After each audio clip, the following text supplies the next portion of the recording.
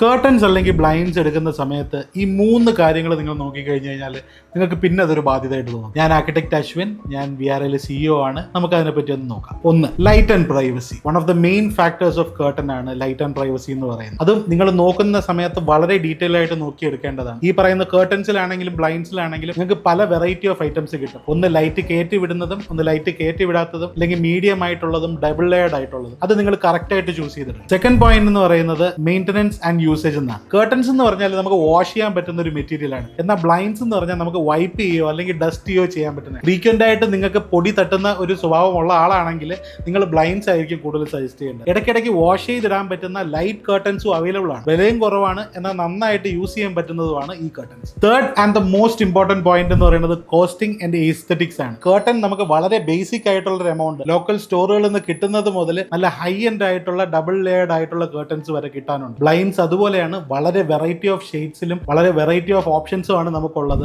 Roman blinds, Venetian blinds, zebra blinds, അങ്ങനെ പല രീതിയിലുള്ളത്. കേർട്ടൻസ് ആണെങ്കിലും ബ്ലൈൻഡ്സ് ആണെങ്കിലും നമുക്ക് മെയിൻ സ്പേസ് ആണ്. ആ സ്പേസിന് ചേരുന്ന ഒരു മെറ്റീരിയൽ എടുക്കുക എന്നുള്ളതാണ് നമ്മുടെ ലക്ഷ്യം.